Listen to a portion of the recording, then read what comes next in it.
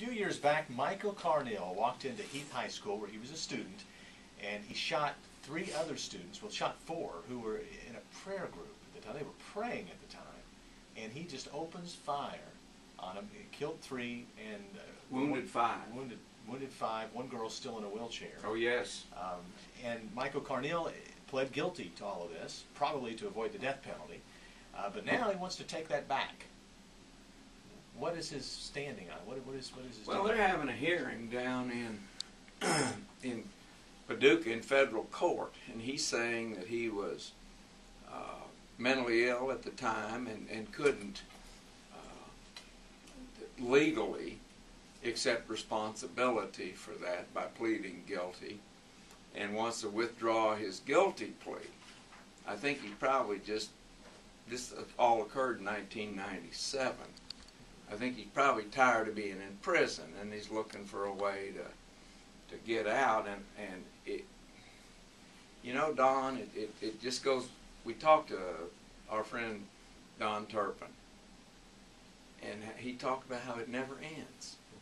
And for these people, this guy left 3 people dead, and this young woman in a wheelchair, and others are injured, and not to demean the injuries they suffered, but it never ends for these people, and it's just, here we go. And I'll be very anxious to see it's the victims once again are just thrown under the bus. Well, it seems like there's one thing that our criminal justice system does not take away, refuses to take away from the perpetrators of these crimes, from the killers and the rapists, is hope. He's in prison with hope that he may get out someday if he just can. And what else does he have to do but sit around and think about ways that he can get out of prison, ways that he can use the system? And the victims no longer have hope because they're dead, and the victim's family they don't have hope of getting their loved ones back. But Michael Carneal, it's sad to say, will always have hope, especially when he looks around the country and he sees all the people that are being released. You take Illinois, for instance, where you had all these people on death row, and suddenly the governor just decided overnight that they're no longer eligible. He just eliminated the death penalty. What he did was commuted the sentences of 167 people on death row. There's one woman right here in Lexington who had a daughter who was killed by a guy that was on the death row in Illinois. George Ryan was the governor at the time, and he has subsequently been convicted of some sort of dishonesty up there and is in federal prison. But you know, the interesting thing is I saw that story last week about the fact that he commuted the death sentence, and in that story in the national media they never mentioned the fact that George Ryan was currently in prison or that he was a convict himself.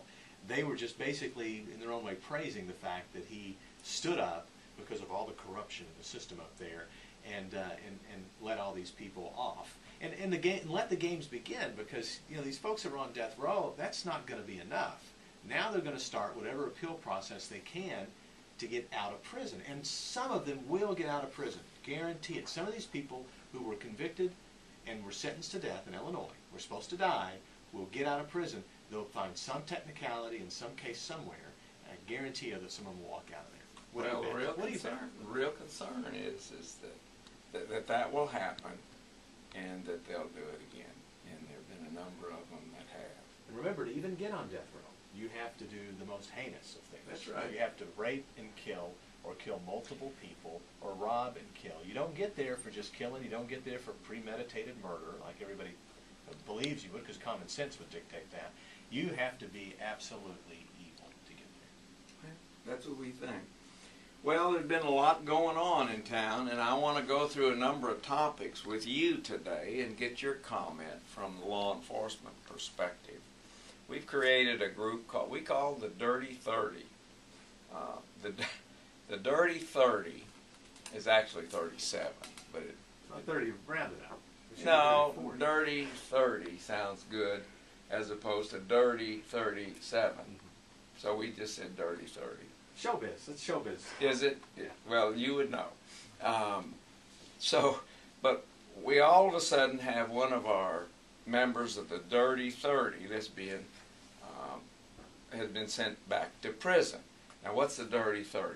That's a group of these 37 people who have been identified by the police department's property crime unit or the major violators unit or burglary unit, those kind of people, as being people who are just, they commit crimes.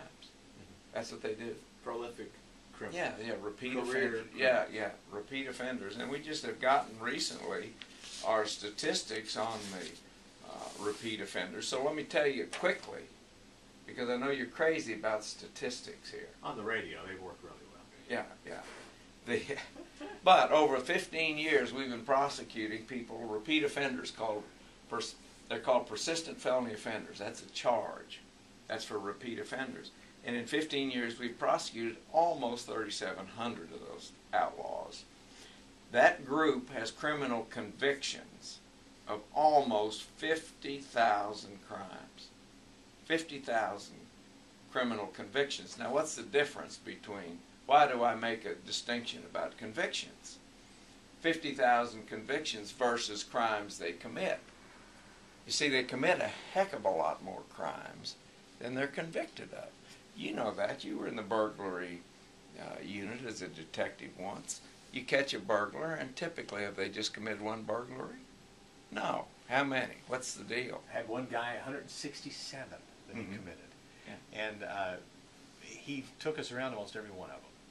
Because you don't just take their word for it. You actually have to prove to you they committed the burglary. He was able to prove like 167 burglaries. Of course, in the end, we can only charge him with 5. So his criminal record basically says that he's committed 5. Right. And we've talked about that before. Once you reach a certain point, it really doesn't matter with the way the sentencing structure works. But yeah, so these, it's very hard to catch a burglar. The clearance rate is about 33% or so. It's below 40. So less than 40% of these people are caught. But if you catch one, you probably have caught the person that's committed a significant percentage of them. But you just can't solve them. This guy's name is Richard Cook. Richard Cook was involved with an LFA. He was going to public areas like gym parking lots, public parks, not nightclubs, clubs around town. And what he'd go is go break a window in the car and steal things people left in their car. Well, they finally caught him, and he's 34 years old, this Richard Cook, and he was released on parole in February 2010. He had 4 prior felony convictions for burglary, forgery, fraudulent use of a credit card, receiving stolen property. So he's got a significant criminal record. He's one of the Dirty 30. Well, he was convicted, and he has been sent to the penitentiary for 8 years. Now, I tell you that. He's been sent to the penitentiary for 8 years. What does that really mean? 15 to 20% of that is So what happens is he's eligible for parole again because he was on parole in March, 1 year from now. He got an 8-year sentence, and he's eligible for parole 1 year from now. Yeah, it reminds me of Jethro Bodine from the Clampetts.